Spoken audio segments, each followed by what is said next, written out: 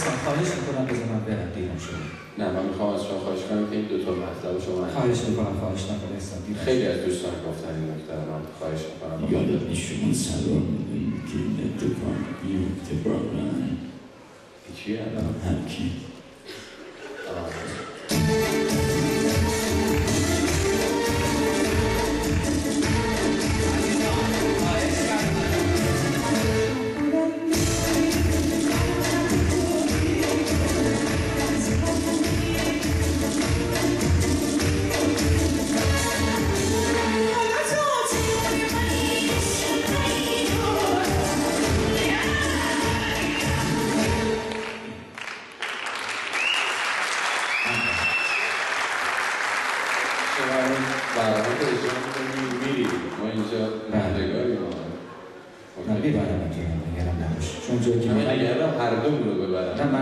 تو هم با من میگیری بخره مشکل. خیلی خوب.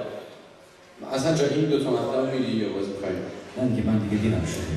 دو تا یه مطلب رو میرم که میرم دیگه. سه تا برنامه سریع کنم ازت خواهش میکنم. میدونم تو چقدر مهربون و نازنینی. سه تا شبکه، سه تا برنامه معروف داره که اصلا ریوندی خیلی خوب.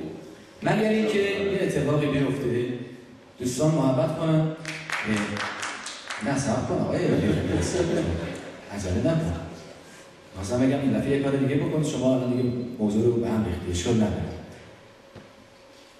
برادران اسدی خیلی زحمت کشیدن این سمینار شکل بگیره برای اینکه خستگیشون در بره یه تغییر شایسته به افتخارشون عمل بیفته.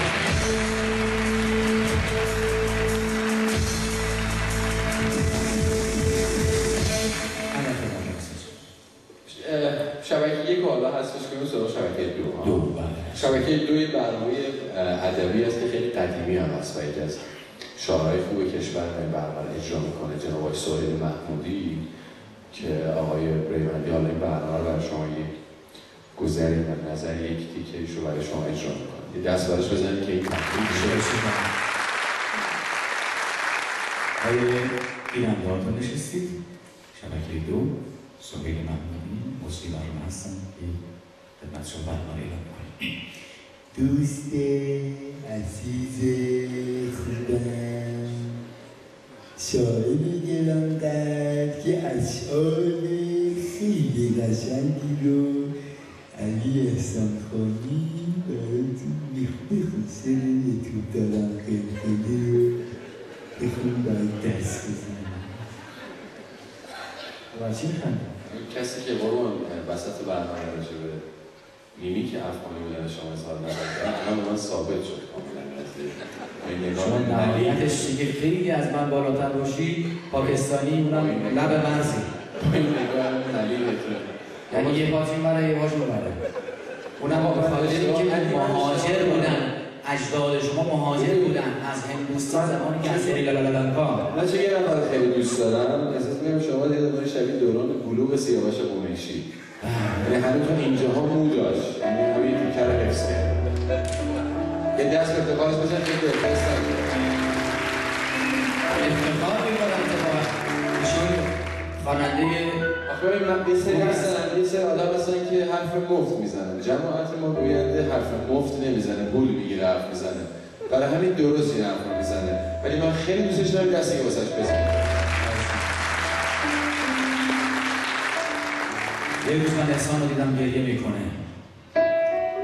گفتم احسان برای چی گریه میکنی؟ گفت عاشقم. گفتم عاشق کی؟ گفت هر که شما صلاح بده.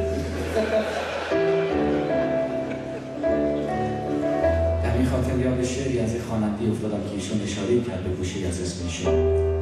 به همه اسمش اشاره کرد.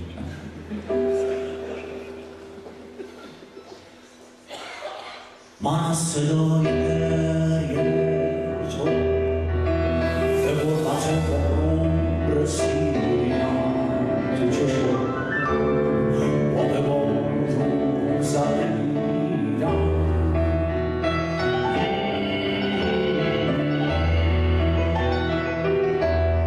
تو مثل شهر کوچیک من هنوز برام خاطره سازی هنوزم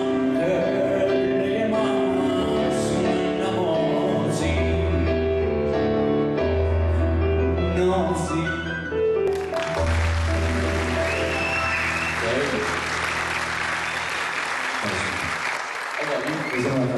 آخریش دیگه شبکه 4